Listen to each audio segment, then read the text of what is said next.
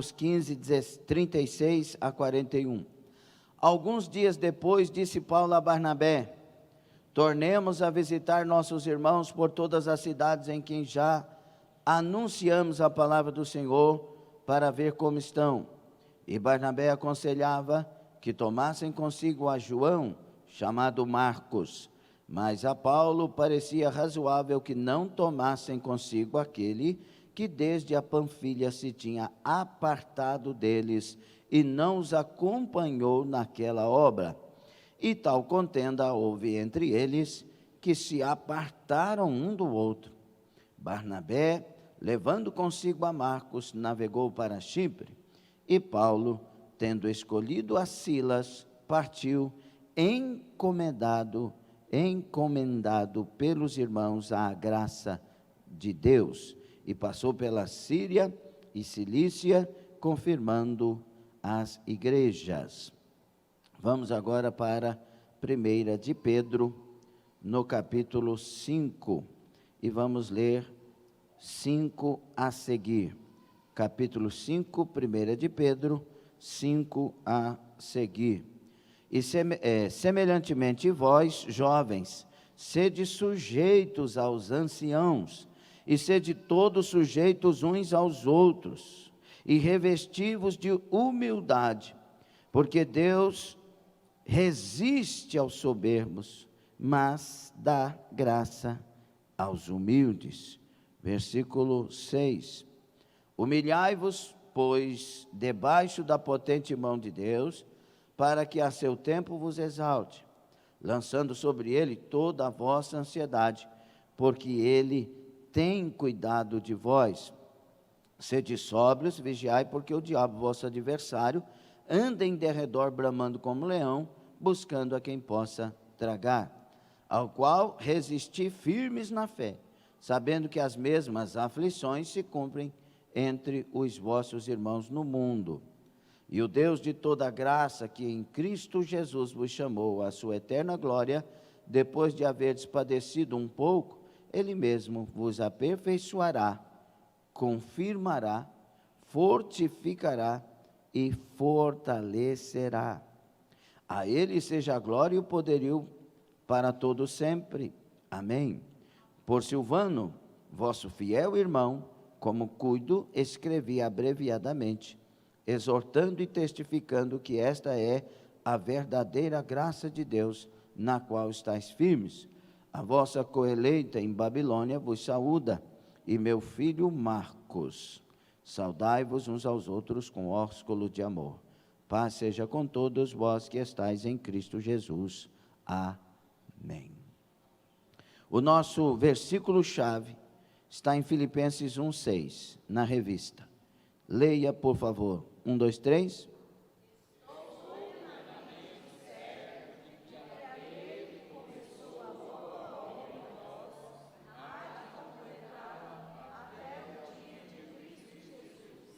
Glória a Deus. O alvo desta lição é mostrar que uma pessoa que falha uma vez não precisa ser um fracasso permanente. Palavra de Deus, lição de Deus. Tome assento, o Senhor seja conosco. Glória a Deus. Glória a Jesus. Então, estamos hoje diante desta lição. Marcos, o rapaz que deu a volta por cima. Nós estamos vivendo num tempo de muita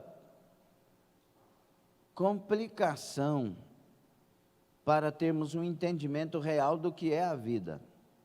Por isso, muitos de nós escolhemos viver uma vida sem problemas, sabendo que a vida é cheia de...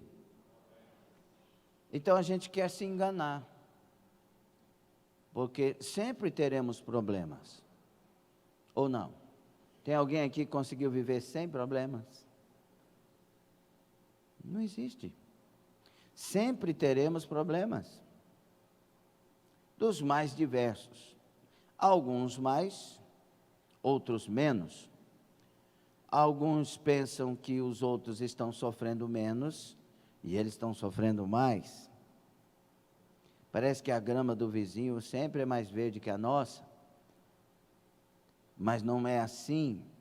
Nossas vidas são vidas para serem vividas muitas vezes com angústias, com problemas, com dores. Principalmente quando a gente tem filho, né, irmão? Né? Os filhos são herança dos seus pais, né? E a gente herda muita coisa dos filhos. Uma dessas coisas é a preocupação, né? Os problemas. E muitas vezes a gente tem uma compreensão errada. A gente sabe que os filhos se tornarão, né, pessoas melhores a cada dia, porque somos seres em construção, mas muitas vezes esperamos que eles sejam perfeitos, que não tenham problemas, que não errem. E parece que dentro disso a gente traz uma mentalidade de que a vida, ela é uma vida para ser vivida sem problemas, e não é. Como a vida tem problema, hein? Os mais velhos que o digam, porque a gente vai vendo isso. E por causa de, às vezes, não entendermos o que é a vida de fato, desse ponto de vista, a gente não sabe lidar com as derrotas, não sabe lidar com aquele momento que deu um problema sério.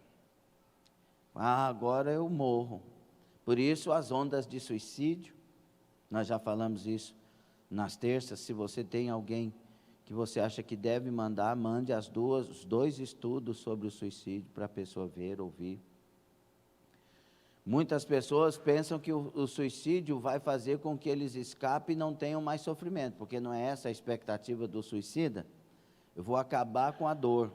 E pelo contrário, ele está aumentando a dor 1 milhão de vezes mais no inferno de condenação. Mas ele não quer ter problema, ele não quer ter dor. E no mundo nós teremos aflições. No mundo nós seremos pessoas que passam por tribulações e seremos atribulados.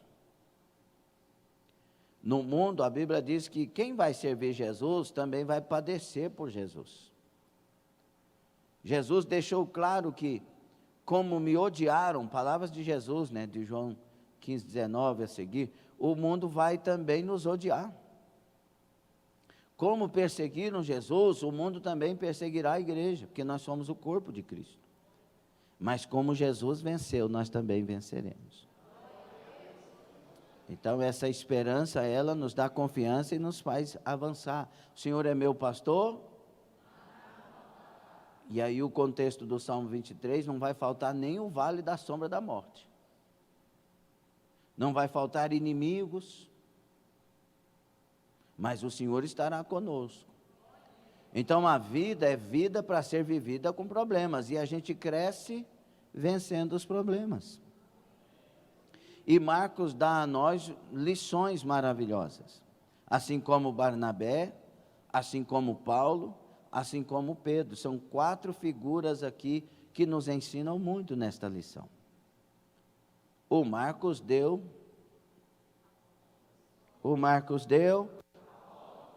e nós temos que aprender sempre a dar a volta por cima. Nós temos que aprender isso. E a vida, meus irmãos, a vida, além de ser cheia de problemas, porque nós estamos inseridos nessa sociedade de viver, além de dar-nos muitos problemas, ela também nos dá muitas oportunidades. A vida é recheada de oportunidades. E também, quanto mais a gente tem cabelos menos preto, mais a gente vê o tanto de oportunidade que a gente perde na vida. Quantos de nós aqui poderíamos ter mais 2 faculdades? Sim ou não? E a oportunidade vai passando. E a idade vai passando, e depois, quando chega depois dos 20 e poucos, não tem mais aquela habilidade para aprender. Fala, sabe que pessoas com mais idade têm mais facilidade para aprender do que pessoas com menos idade nas faculdades? Pastor, isso aí é uma agressão à minha inteligência. Não, é que muitos dos que estão na faculdade não estão levando a sério. E quando a gente perde tempo e vai para a faculdade, leva a sério e aprende mais. É isso que acontece. Eu fui tirar minha carteira, renovar minha carteira de habilitação, tem mais de 30 anos que eu tenho carteira de habilitação. Não sei como, porque eu sou novo. E aí, Rubens Brandão, falando com pessoas com mais cabelos, né, brancos. Tinha que fazer aquele negócio da prova agora. Primeira vez tinha que fazer aquela. E eu estudei na sexta-feira, fiz a prova no sábado e passei com notas. Por quê, pastor? Porque você agora tem maturidade para estudar. Você de fato não quer memorizar, você quer aprender. E muitos de nós, no início, queremos memorizar. Vocês entendem isso? Estou certo, professora? Então, agora a gente quer aprender. Nós perdemos tempo demais, agora a gente quer aprender. Mas imagina essa mente com a idade que tínhamos.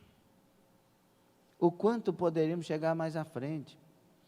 Ah, pastor, é por isso que eu estou em depressão. Não, é por isso que você está aprendendo e pode dar a volta por cima ainda com essa idade. Porque a vida sempre será uma oportunidade. Não importa se você caiu tantas vezes, importa que você agora levantou.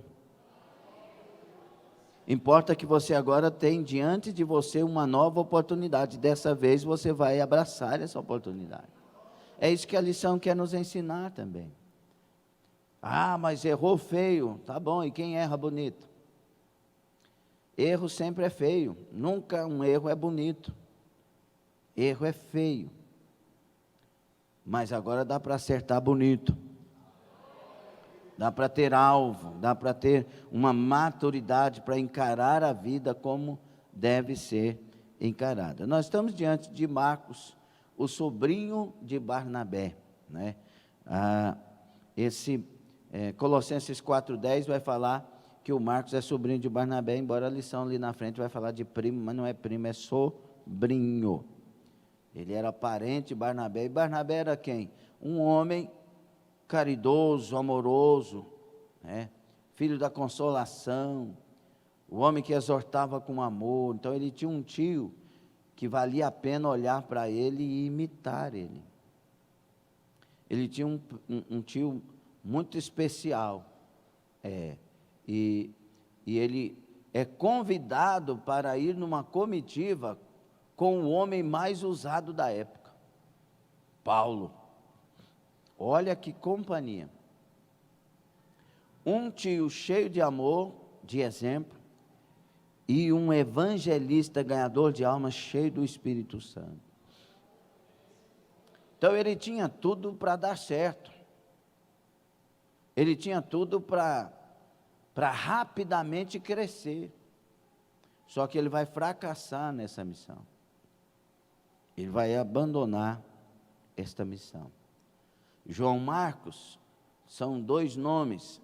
João hebraico, Marcos romano, do latim Marcus, que quer dizer Marte, o deus Marte, que era o deus guerreiro.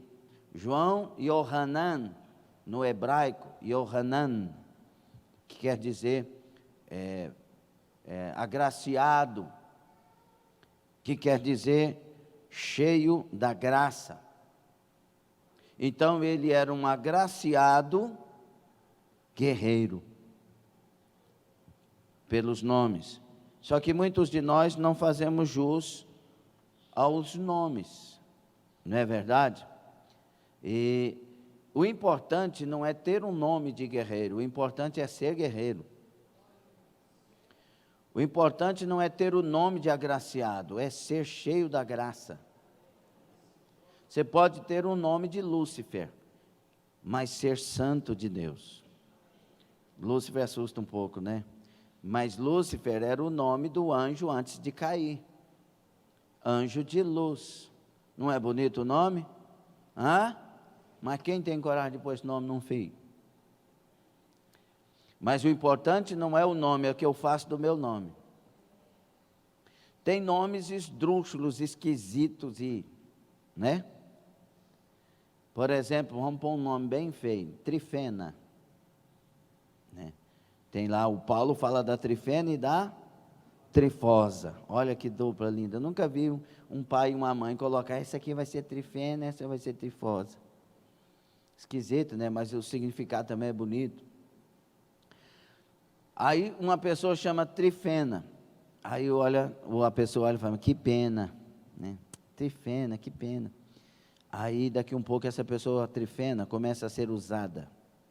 Instrumento de Deus nas mãos de Deus. E começa a revelar, curar, batizar com a graça e o nome do Senhor. Daqui um pouco é a Trifena. O nome muda quando nossas vidas mudam. Sim ou não? E aí, irmãos, Marcos vai fazer jus ao nome um pouco mais na frente. Ele vai demorar. Mas ele deu a volta por cima. E você pode dar a volta por cima. Ele fracassou na primeira obra, mas venceu depois. Com a graça de Deus, ele conseguiu superar as falhas. O que é que temos feito das falhas que cometemos? Elas têm se tornado um peso para as nossas vidas, ou nós temos feito como o pródigo? Levantar-me-ei, irei ter com meu pai, confessarei a ele que eu pequei contra ele e contra o céu, mas que agora eu quero uma nova oportunidade. Quando as pessoas erram, o diabo, ele quer pôr a culpa e paralisar a pessoa. O Espírito Santo quer pôr a conscientização para que haja confissão e arrependimento e a pessoa abandone e se levante agora mais madura para servir a Deus. Enquanto o diabo tem a função de te parar, o Espírito Santo quer te curar, levantar e dirigir. A pergunta é, para quem nós estamos dando lugar? Entende? Olha o que diz sobre a questão do Marcos. Marcos capítulo 14, abram versículos 51 e 52, abram as Bíblias. Quero ouvir barulho de Bíblias, é culto de estudo. Aleluia. Glória a Deus. Mãe Irani, bem-vinda, guerreira. Irmão Johan, muito queridos, desde a Holanda. Estamos orando, hein? Constantemente. Glória a Deus. Cláudia Santos, vamos orar, viu? DCM, anota aí. Desde Brasília, irmã Cláudia. Abraço no meu amigo, irmão Johan. My friend, God bless you. Irmão Johan é uma pessoa muito querida, muito doce. Abriram aí? Está falando, irmãos, de um jovem. Não quer dizer, eles acreditam que essa passagem está falando sobre Marcos. Mas eu quero alertar os irmãos que nós não podemos afirmar. É claro que tem as evidências. É o único livro que fala sobre este jovem é o livro de Marcos 14, 51 e 52. Tem as palavras contra essa afirmação que este jovem era Marcos e tem a favor. Quando a Bíblia não diz claramente, nós não podemos afirmar, ok? Mas é o que diz 14, 51 e 52. Um jovem o seguia envolto em um lençol sobre o corpo nu, e lançaram-lhe as mãos, mas ele, largando o lençol, fugiu nu.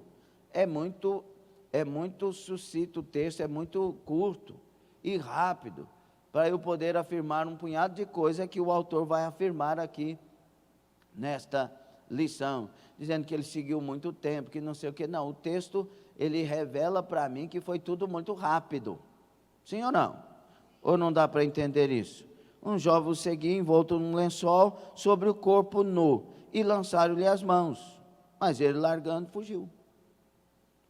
Se foi João Marcos ou não, eu acho que a lição que a gente pode aprender é tentar olhar para esse versículo, tentando entender por que esse camarada se cobriu com lençol e foi lá. Então ele pode estar dentro da casa dele, ouviu falar que Jesus estava, saiu com esse lençol só para ver alguma coisa, não sei o que. É muita conjectura, muito sem muito fundamento. Mas se foi João Marcos, já está revelando uma aproximação dele. Por isso que eu não quero falar muito sobre isso. E João Marcos, o segundo tópico, ele tinha um lar, um lar é aquilo que nós falamos aqui para apresentar o Marcelo Henrique. Irmãos, nossos filhos poderão ser muito mais abençoados na vida deles se tiverem pais à altura de serem imitados. Nós devemos 3 coisas aos nossos filhos. Primeiro, exemplo. Segundo, exemplo. Terceiro, exemplo. Nossos filhos precisam de figuras masculina e feminina. Por isso que um lar estruturado é um lar que tem pai e mãe. Precisa aprender com a figura masculina. Então os pais têm que ser macho. Não é machista. Os pais têm que ser macho. Tem que conversar igual homem. Homem não conversa igual mulher. Está escutando? Ou está dormindo? Quem está dormindo, diga amém. Ó, só um. Estou brincando. Ó, macho tem que ser macho, não é machucado e nem machista. Tem que ser homem, jeito de homem, andar de homem, palavra de homem, gesto de homem. Já viu que tem muita criança que, porque é educada com a avó, pega um jeitinho diferente? Porque a avó não se preocupa com muita coisa, às vezes? Sim ou não? Isso aí é filho educado com vó. Já viu essa expressão? Eles precisam da figura do macho e da figura da fêmea. As mocinhas têm que olhar para a mamãe e querer ser igual a mamãe, porque a mamãe é feminina. Vocês estão entendendo o que eu estou falando? Então, essas duas figuras traz equilíbrio. Aí o menino fala, eu sou igual ao meu pai, porque eu tenho um jeito do meu pai, pareço com o meu pai, a anatomia do meu pai, tem que ser igual ao meu pai. E a mocinha olha para a mamãe e tem os pensamentos, tem que ser igual à mamãe. Isso é tão simples, tão natural, mas isso faz uma diferença na vida dos nossos filhos. Papai e mamãe não toma banho com o menino, com a menina, não. Aí traz o costume do sexo. Daqui um pouco não quer mais aquele sexo. Tem muita coisa que não pode ser feita e que os pais de hoje fazem. Quando eu era do mundo, que não sou mais e nunca mais vou ser, porque o Senhor me comprou e eu sou dele e não tenho mais vontade. A minha vontade é fazer a vontade de Deus. E eu estou selado nele pela misericórdia dele. Mas eu tinha é chato falar isso, mas eu tenho que falar aquilo que Deus põe na minha cabeça quando eu estou no altar, certo? Mas eu tinha uma namoradinha lá em São Paulo, não sei mais o quê. O povo saía tudo nu no meio da sala, andando para lá e para cá. Pai, mãe, irmã. E isso, eu tenho 29 anos de fé, isso há 30 anos atrás, mais ou menos. Família liberal. Será que isso é saudável? Uma filha, um pai, podem se apresentar nus, porque são liberais? Claro que não. É igual o nudismo no meio do cristão. Se a sua filha anda com você e você está de fio dental, sua filha vai querer usar o quê? Fio dental. Ela vai querer viver uma vida como a mãe vive. Ou não é assim? Aí se o pai coloca lá uma quase tanga para ir na praia, o que o menino vai querer usar? Uma quase tanga. Nós somos exemplos, nossos filhos. Se o pai for bandido, o menino vai querer ser bandido. Ou não é assim? Está gostando da lição? Só que o João Marcos, apesar de que ele vai errar, ele tem uma casa que dá a ele direções para a vida espiritual. Ele tem uma mãe chamada Maria, que é exemplo de cristã. Na casa dessa Maria, a igreja se reunia para fazer oração ininterrupta. Ou seja, muitos de nós até abrimos a nossa casa para orar 1 hora, 2 horas, mas depois, bye bye, see you later. Não é? Mas essa casa não, ela podia virar a oração e continuar orando, porque a casa era para a glória de Deus. Então, João Marcos, ele tem uma família, ele tem um lar abençoado. E olha que nesse tempo, aqueles que se diziam cristãos eram perseguidos mesmo. Então, quando uma pessoa decidia ser de Deus, ela era de Deus mesmo. O problema hoje é que é muito fácil ser de Deus. É muito fácil batizar. Os pais, aliás, obrigam que se batize os seus filhos, mesmo eles não estando prontos. Não. Ali, se alguém decidisse batizar, deveria saber que poderia ser pego e morrer antes. Mas a pessoa tomava a decisão, a pessoa se reunia, a pessoa não abria mão de ter Jesus, porque se converteu de verdade. Se converteu de verdade. O que falta muitas vezes nesses dias, irmãos, são pessoas que se convertem de verdade. Porque a conversão não nos dá opções. A conversão nos dá a direção com Deus. Eu não tenho opção de parar. Eu não tenho opção de olhar para trás. Eu não tenho opção de ficar mudando disso ou daquilo. Não. A única direção que eu tenho é a palavra de Deus e a vontade dEle. Eu não fico elaborando para mim, eu vou mudar de nação. Não, eu vou mudar de cidade. Não, agora essa igreja não serve para mim. Não, agora... Não, você ainda não é crente, conforme a palavra, o cristão. Por quê? Porque no dia que houver uma conversão, eu não penso em mudar de igreja, ou mudar de cidade, ou mudar de país. Eu penso em mudar de vida, para que a vontade de Deus se cumpra em mim, seja ela qual for. Ah não, vou mudar de igreja porque lá eu posso ser obreiro e aqui eu nunca serei obreiro. Você está mentindo para você mesmo. Porque a gente pode ser obreiro em qualquer lugar.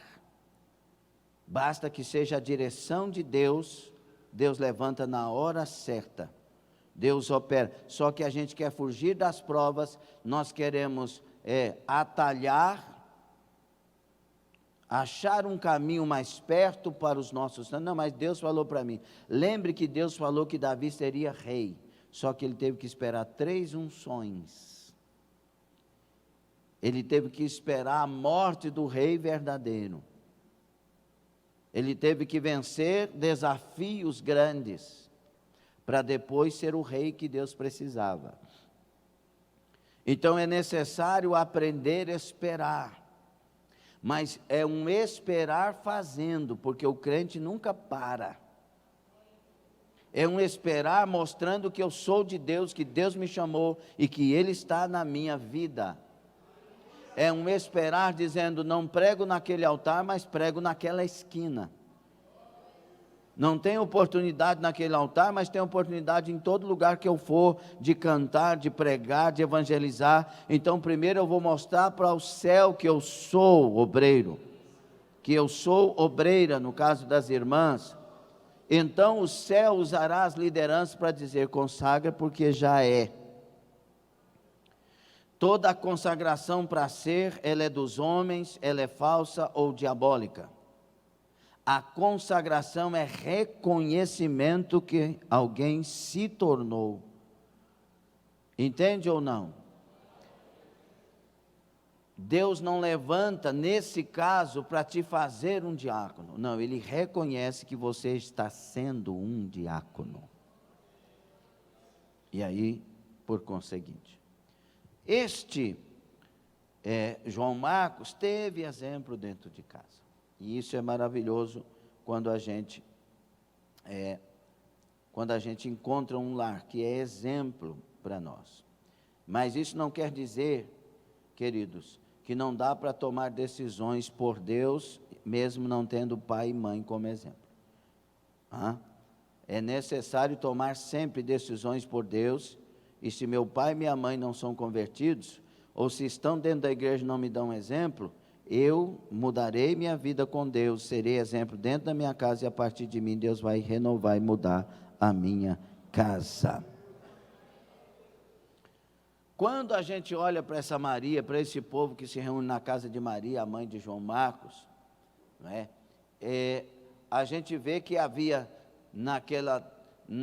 naquele mundo de perseguições, havia unidade naqueles que queriam algo com Deus.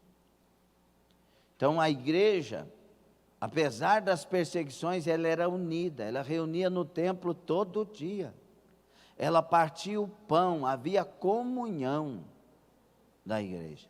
Então, o que nos faz divididos não é jamais porque tem uma perseguição, não. O que nos faz divididos são os orgulhos, vaidades e arrogâncias que estão dentro de nós. Porque toda gente que converte se une aos convertidos. Toda gente que converte começa a pensar junto com os convertidos. Um só Deus, uma só fé, um só Senhor, uma só palavra, uma só doutrina. Aleluia! Glória a Deus. Terceiro tópico, seu fracasso como missionário.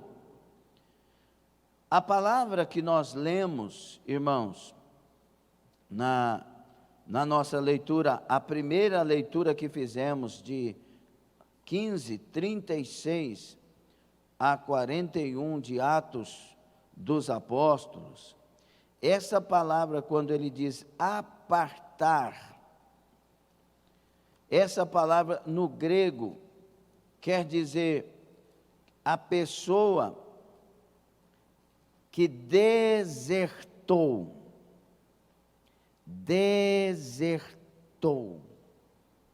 deixou de estar junto por deserção. Então, o João Marcos não simplesmente deixou por um pensamento simples, por algo que ele tinha que fazer tão importante quanto. Não, ele abandonou. Por isso que Paulo não vai aceitar isso, porque Paulo é zeloso, Paulo ele é mais voltado para aquilo que devemos ser para Deus. Barnabé é voltado para discipular, ensinar e dar oportunidades. Paulo se vamos juntos e ninguém para. Entende isso? Precisamos dos dois. Quando eu trabalhava no secular e comecei trabalhando, eu até olho para isso e parece um absurdo, né? 7 anos de idade, 8 anos de idade, 10 anos de idade, eu já trabalhava. Hoje, criança não sabe nem deixar de mamar com 7 anos, tem gente que mama com 7 anos. Isso é esquisito. E olha que houve uma evolução. Na minha época, que não é muito longe, as crianças nasciam e demoravam 8 dias para abrir os olhinhos. Quem é dessa época? Bem-vindo, nossa geração. Demorava 8 dias. Eu falei, meu Deus, será que não vai abrir os olhos? Não, ele fala, zoinho. Hoje os meninos já abrem o olho lá, acho que é dentro do ventre da mãe, já abre os olhinhos. Ele já nasce procurando. Cadê? Quem é que eu ficava ouvindo conversar? Quem que é essa pessoa? Daqui um pouco, meus filhos, vai nascer falando. Só que há uma involução. Elas são mais difíceis de pegar no tranco. Qualquer coisinha entra em depressão. Qualquer coisinha quer morrer. Qualquer coisinha, ei, quando eu fizer 18 anos, não quero ver meu pai e minha mãe nunca mais. Foi Jesus, que geração é essa? Há uma involução com relação a essa geração, o comportamento da geração. Não é? Mas também, nós tínhamos rigores antigamente que eram muito fortes, não é? Nós tínhamos o rigor da palmatória, o rigor dos milho para ajoelhar em cima de castigo, mas criou um povo forte, criou um povo resiliente. Pisava no espinho, a gente quando pisava no espinho fazia assim, não. Sim ou não? Quem já fez isso? Bem-vindo. Agora hoje pisa, ai, me leva para o hospital. O que foi? Entrou um espinho no meu pé, é um bicho. Não, não é um bicho, não, é um espinho. O que fazer com essa geração? Nós precisamos de pais, de pai que seja macho e de mãe que seja fêmea. Que cumpra o seu papel, que não misture os papéis. Hoje a mulher quer mandar na casa e o marido, muitas vezes, é um frouxo dentro de casa. Como que isso vai ser com a nossa geração? Você está gostando do estudo, irmão? O marido é o cabeça, ele foi feito para ser macho. E não é o cabeça déspota, malvadão de casa, não. É o cabeça porque ele foi feito para ser. Naturalmente. Ele é o comandante da casa depois de Jesus. Naturalmente. Não é uma coisa, a geração de hoje era assim, nunca que eu vou deixar um homem me mandar. Não é ele te mandar, é ele ser líder. Ele foi feito para ser líder da casa e pronto. E isso é pesado. Se alguém levar isso a sério, o homem da casa levar isso a sério, é o maior peso da casa. Porque ele é o provedor dessa casa, ele é o sustentador dessa casa, ele é o protetor da casa, ele é o sacerdote da casa, e se não der certo, a culpa é dele. Ou não é assim? Então isso faz o homem ter mais temor e tremor e amar mais a esposa, amar mais os filhos e querer comandá-los de tal maneira que eles não se percam. Por isso que o marido, ele santifica a esposa com a palavra. Então é muito fácil entender Efésios 5, se eu olho para Deus e vejo que Deus não está criando uma maldade na minha casa, mas Ele está mostrando como ela funciona. Ela funciona quando o marido é cabeça, quando ele ama a esposa como Cristo amou a igreja. E ela funciona quando a esposa é submissa, e essa esposa reverencia esse marido, respeita. É a forma. E todo lar que inverte os papéis, não é lar. Porque esse não é o modelo divino, santo. E Deus não está aqui trabalhando cultura, Deus aqui, Ele está revelando que nós fomos feitos para isso. Deus é o Criador. Ele é o Criador, entenda isso. Ele não tem nada contra nós. Ele não, escute, Ele não tem nada contra nós. Deus tem tudo a nosso favor. Descansa nele, descansa nos mandamentos dele. Esse Marcos, ele vai fracassar como missionário porque ele vai desertar. Paulo não aceita isso. Eu acho que eu tenho mais ou menos esse negócio de Paulo. Rapaz, você não foi obrigado a vir. Agora vai dar uma de covarde? Aí o tio Barnabé, mais consolador, vem cá, meu filho. Vou te ensinar a ser gente. Só que não falou isso, falou, eu vou te dar uma outra oportunidade. Mas dessa vez aproveita. Viu lá que o Paulo não aceitou? O João Marcos precisou de um Paulo dizendo, aqui você não brinca com a fé. Ou você é ou não é. E ele precisou de um Barnabé dizendo, eu tenho para você um discipulado. Se você quiser, você pode levantar de novo. Ele vai achar Pedro também, que mais na frente vai até chamar ele de filho.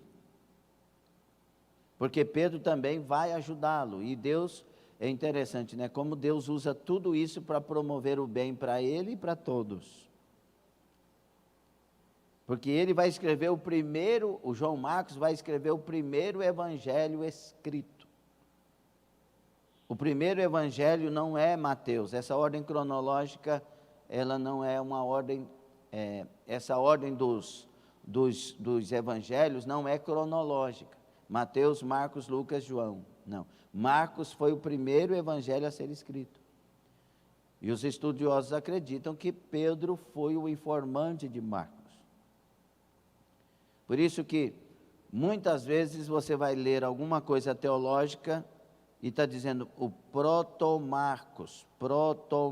Marcos por quê? Marcos é o primeiro evangelho. E quando Marcos vai escrever, ele escreve a biografia de Jesus, as coisas de Jesus, apesar de ser mais sucinto, de ser ter um texto menor que os demais evangelhos, vai trazer uma ação para a igreja tremenda. Outros vão escrever evangelhos, a coisa vai ficar recheada e hoje nós temos aqui os evangelhos nas nossas mãos. Marcos deu a volta por cima.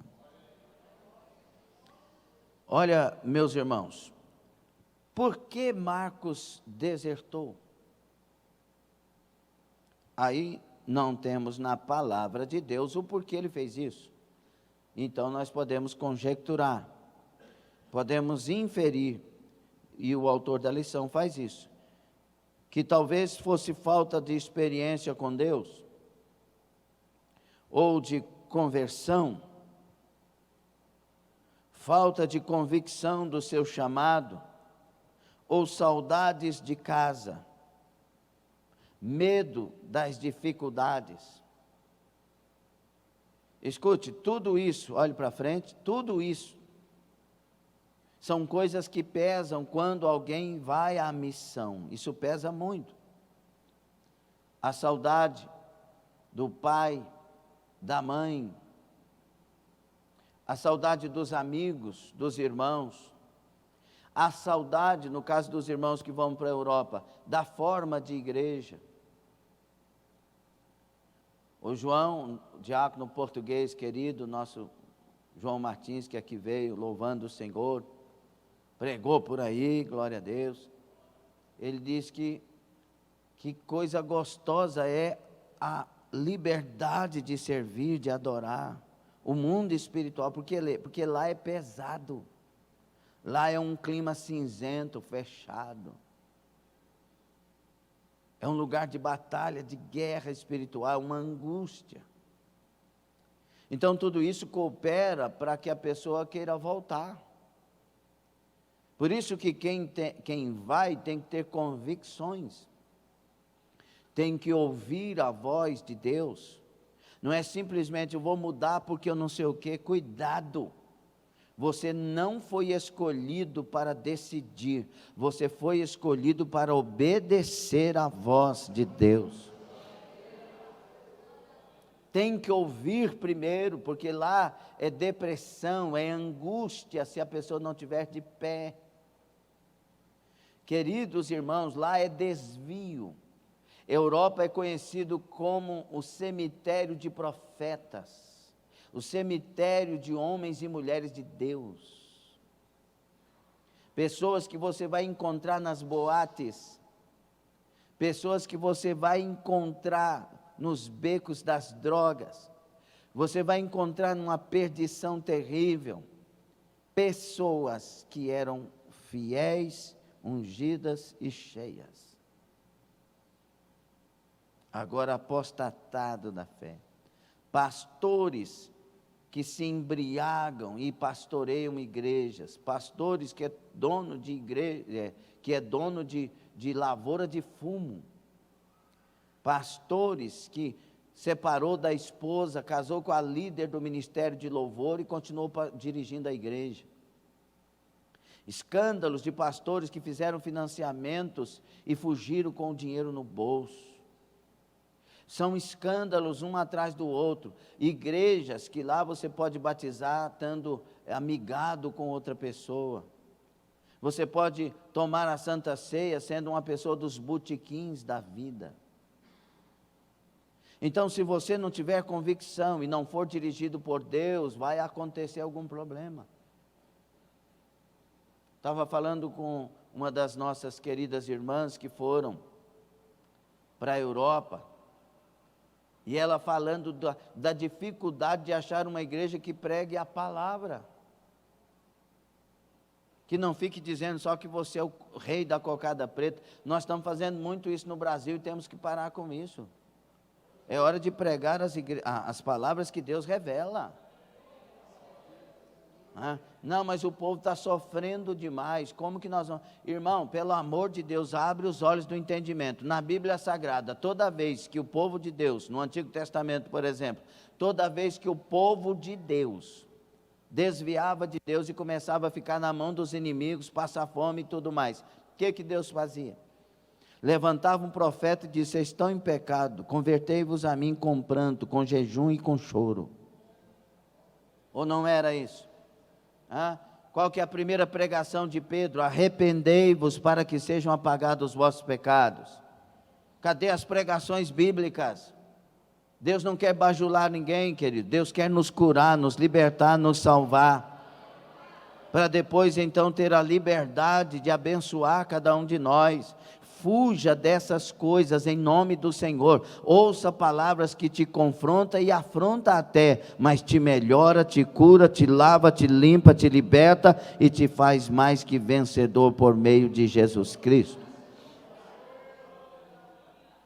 Esse João Marcos, eu não sei o problema dele, eu só sei que ele fez o que não deveria, ele desertou.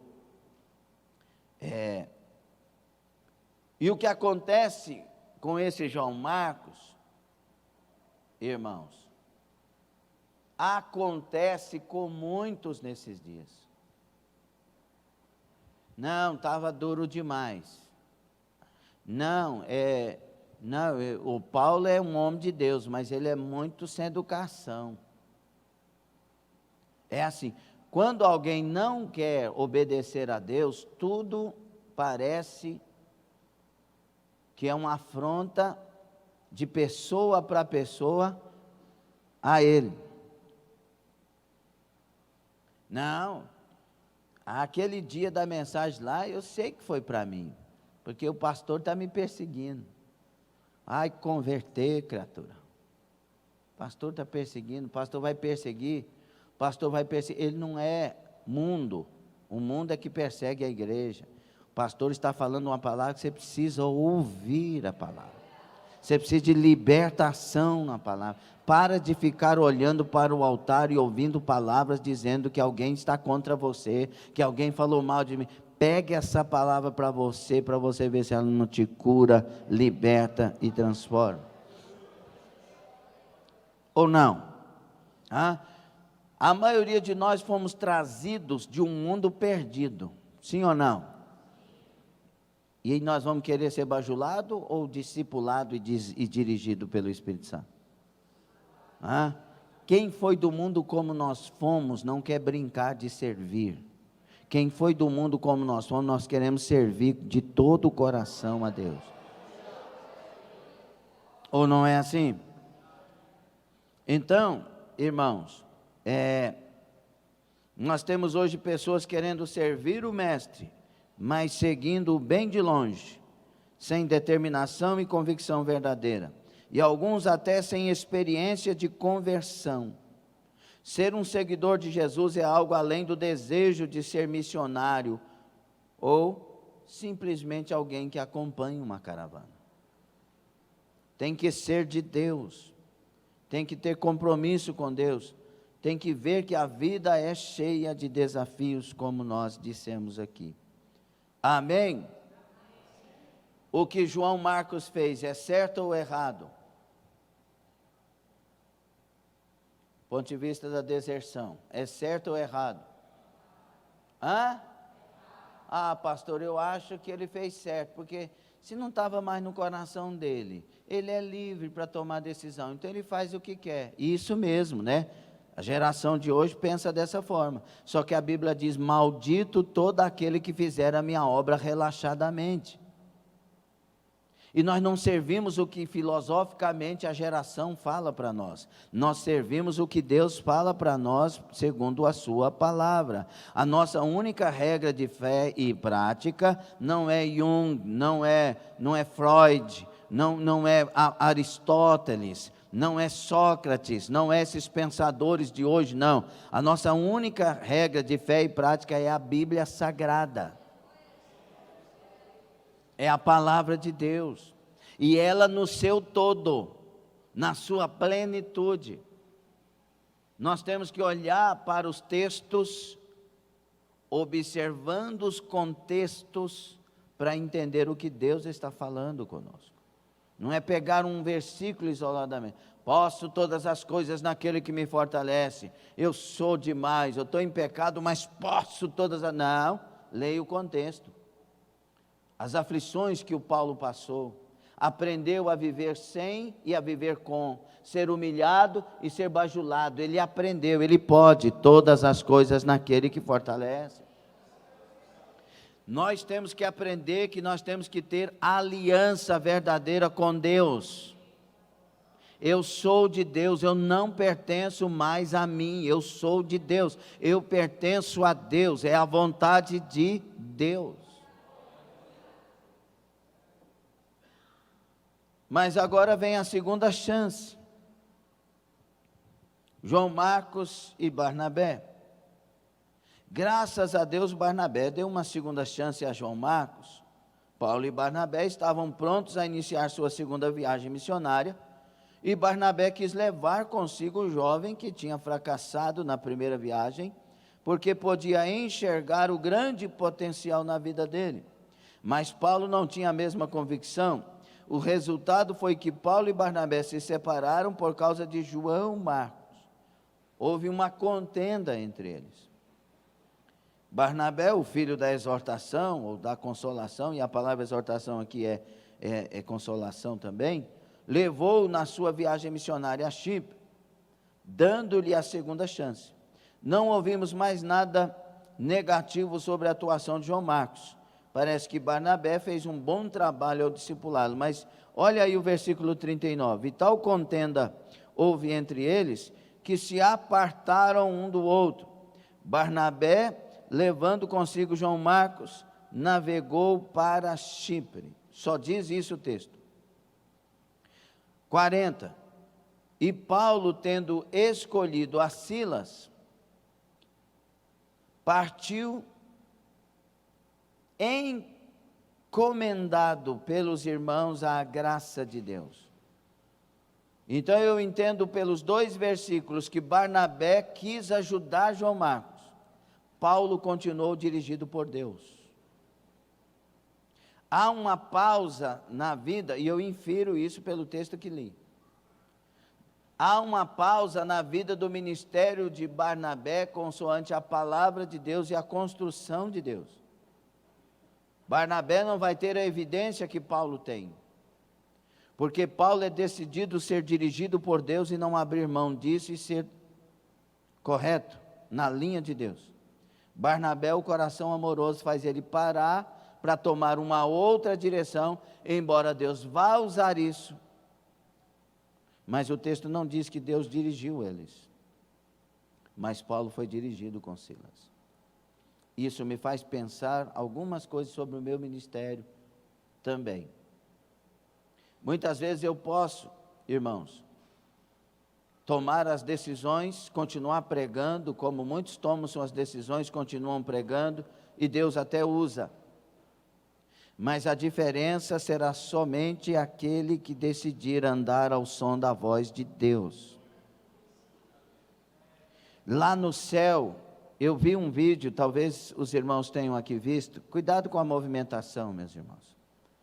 Eu vi um vídeo, olhe para frente, talvez os irmãos tenham visto, de um camarada que chega no dia do julgamento dele. E aí Jesus diz a ele: você é um contador. Eu sou um contador, sou dizimista fiel, meu dízimo ajuda isso e tal. Mas eu não te chamei para ser contador. Eu te chamei para evangelizar, para ganhar almas, para ser um evangelista. Ué, mas eu não te chamei para isso. Aí ele chega no evangelista e diz: você é o quê? O evangelista, eu ganho almas, não sei o quê. Mas eu não te chamei para ser evangelista. Eu te chamei para ser um contador. Aquele vídeo para mim é muito, mas bastante significativo. Escute aqui uma coisa. Nós somos evangelistas, todos nós. E Deus quer nos usar no lugar que Ele escolheu usar. Todos nós já somos evangelistas, somos missionários. Uns Deus escolheu para usar na empresa que trabalha, na profissão que tem, sendo médico, sendo engenheiro, sendo um ajudante de serviços braçais, sendo onde estiver, um gari, um cientista, seja o que for, Deus nos chamou para nos usar onde Ele nos colocou. Agora tem pessoas que têm chamadas específicas para agora deixar e ir. Deixar e assumir uma direção em tempo integral para fazer a obra de Deus. Nós não temos a liberdade de escolher se é assim ou assado. A nossa liberdade é de buscar a Deus, ouvir a sua voz e obedecer. Ué, mas por que, pastor? Tanto faz com tanto fez. Aí que você se engana. Deus quer dirigir a sua igreja na terra. Se nós deixarmos Deus nos tomar e dirigir, o mundo será evangelizado rapidamente. A preocupação de Deus não é te dar mais um cargo, mais dinheiro. A preocupação de Deus é que entendamos a voz dEle e nos coloquemos ao som desta voz. Será que alguém entende, pelo amor de Deus? Por isso Ele dirige os casamentos, por isso Ele dirige os negócios, por isso Ele dirige os empregos, por isso Ele dirige os ministérios. Ele, Deus, quer abarcar a terra, tomar seu povo e dirigir. Eu acho que você não entende a dimensão disso. Porque se entendêssemos, teríamos uma vida de mais oração. Porque a oração traz intimidade com Deus, e a intimidade me faz discernir a vontade de Deus. Seja Ele falando no meu ouvido ou não, eu vou entender o que Ele quer. A oração não pode ser jogo de palavras, tem que ser busca de intimidade, para discernir a voz do Espírito Santo. Não, eu tenho os dons. Tem gente que tem dons, irmãos, mas tem também negligência. Fala em línguas, mas também fala mentiras. Maldito este que faz assim, meus irmãos. Muitos chegarão e dizer: Senhor, mas em teu nome fizemos maravilhas, apartai-vos de mim, não te conheço. Qual é a pessoa que Deus conhece? A que obedece. Vós que praticais a iniquidade. Iniquidade fala do pecado que nasce dentro da pessoa primeiro. E o maior pecado que nasce dentro de alguém é o pecado da desobediência. Quando Samuel é usado por Deus para falar com Saul, ele fala algo que nós tínhamos que ler e nos encher de temor. Ou Saul, você não sabe que o prazer de Deus não está nas gorduras ou carneiro ou sacrifício, mas em que se obedeça a sua palavra. O pecado da rebelião, o pecado da desobediência é pior do que o pecado de feitiçaria. Será que alguém está entendendo isso? Deus não te chamou para ser outra coisa primeiro, Ele me chamou para ser servo. Servo. E o servo não é secular, o servo não é deste mundo, o servo é do mundo de Deus, das coisas de Deus. Então, eu percebo, não sei se vocês percebem isso, agora Paulo, tendo escolhido a Silas, partiu encomendado pelos irmãos à graça de Deus, e passou pela Síria e Cilícia, confirmando as igrejas. Com relação a Barnabé e Paulo, e Barnabé, levando consigo Marcos, navegou para Chipre.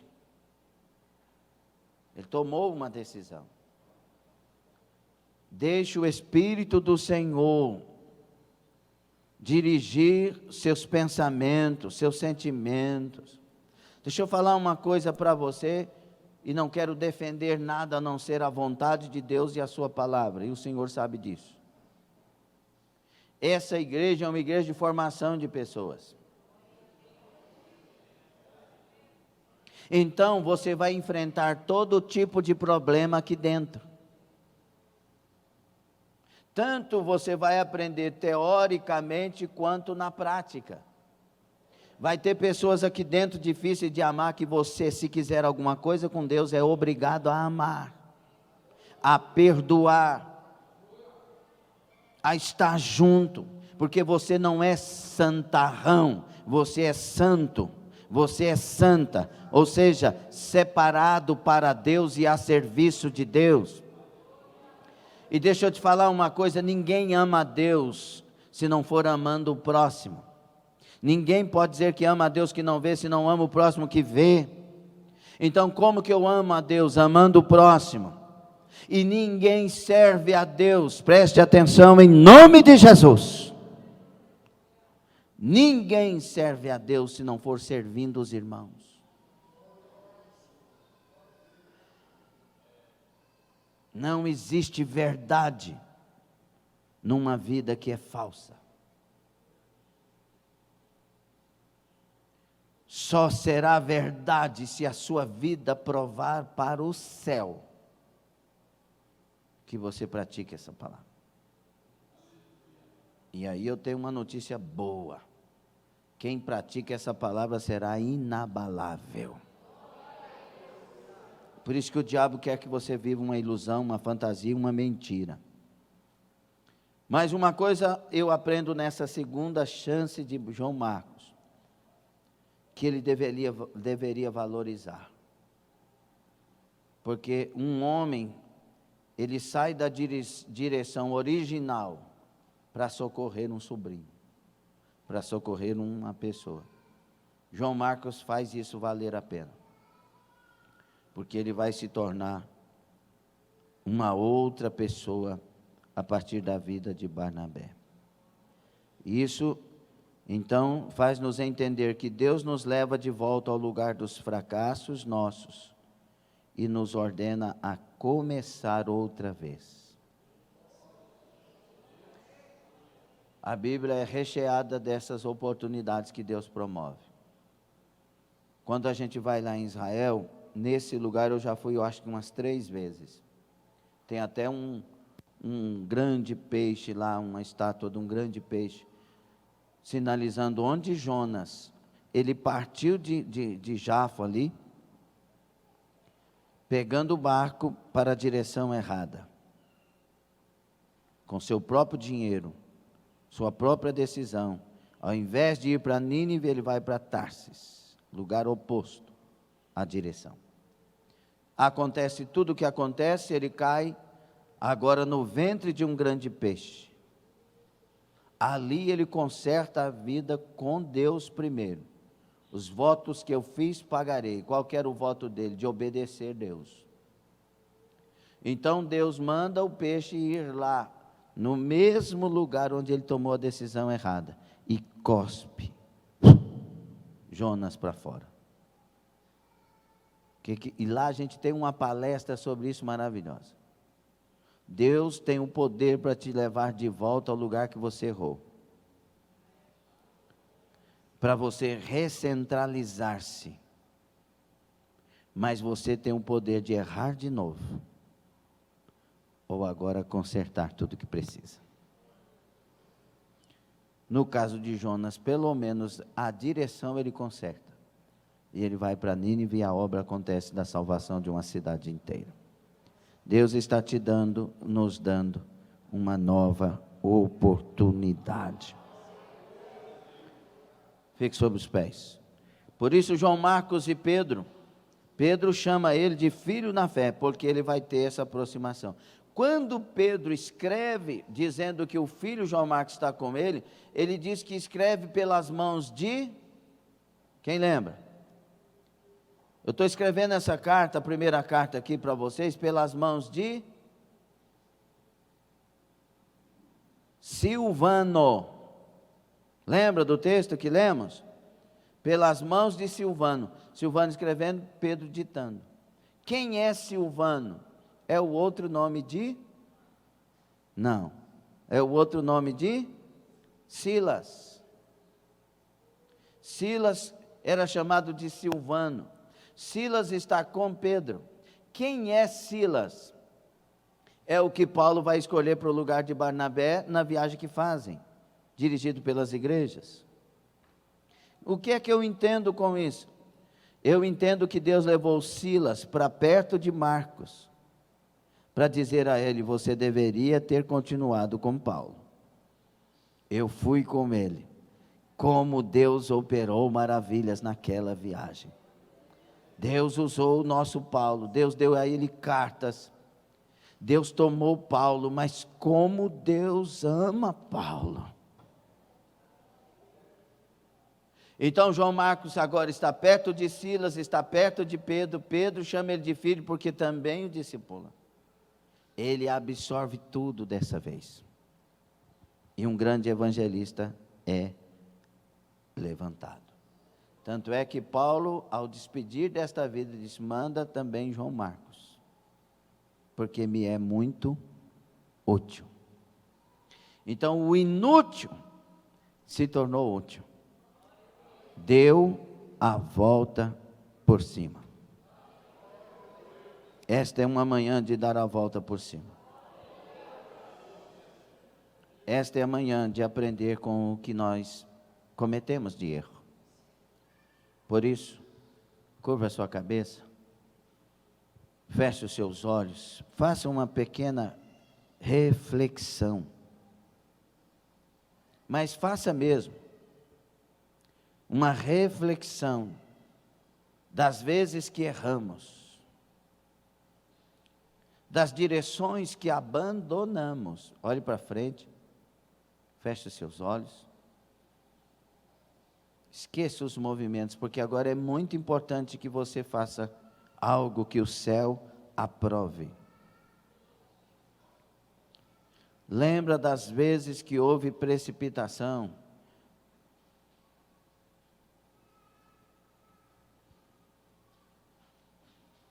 Mesmo quando pessoas erraram perto de você e você precipitou e por causa do erro dos outros cometeu também o seu. saiu da direção. Muitas vezes pessoas que estão próximas de nós estão errando e por causa dos erros delas, nós deixamos de acertar com Deus. Tem muita gente que hoje não faz a obra de Deus mais, por causa dos erros dos outros. Entenda, Deus não tem culpa dos erros dos outros, Ele te chamou. É hora de aproveitar a segunda chance. É hora de dar a volta por cima. Não interessa o quanto foi ruim, o quanto houve de prejuízos. Interessa que daqui para frente eu vou viver a vida tomada pelo Espírito Santo. Interessa que eu vou ser frutífero a partir de agora. Interessa que eu vou ter aliança com Deus a partir de agora. Não interessa nem como está meu coração agora. Interessa como está o meu entendimento segundo esta palavra, porque eu quero tomar decisões acertadas. Rokumasu kibandai, Ramasi hanai, Rokimanturaim bare hashamai. Aqui estamos na tua casa, na tua presença, Senhor. Pedimos-te perdão pelos pecados de omissões, que é o bem que deveríamos fazer e não fizemos, que é a direção que deveríamos continuar nela e abandonamos, que é a parte da fidelidade que deveríamos ter e nós deixamos. Perdoa, Senhor. Perdoa as injustiças, o pecado da injustiça, Senhor. Porque sabemos a justiça que deveríamos praticar e não praticamos. Perdão pelas vezes que deveríamos ter estado na tua casa e aquela palavra mudaria a nossa história. E nós não estivemos. Muitas vezes não estivemos em corpo presente, mas muitas vezes com o corpo presente, não atentamos à palavra que foi falada. Perdoa, Senhor.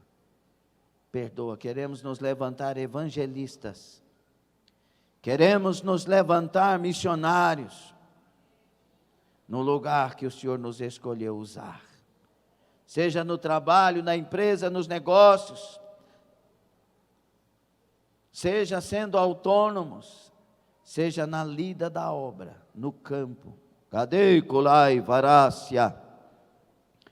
Haja, meu Deus, um avivamento sobre os que querem a nova oportunidade. Haja cura, canácia, brai. Saiam os traumas, saiam os complexos, saiam as angústias que atrapalharam de prosseguir na vontade do Senhor. Venha a unção do teu Espírito, venha o conserto para as nossas vidas, venha a disposição de confessar e deixar e alcançar a bênção da prosperidade que o Senhor tem para nós. Assim confirma, assim abençoe, assim nos dê caráter cristão, aprovado pelos céus. Haja cura, em nome de Jesus.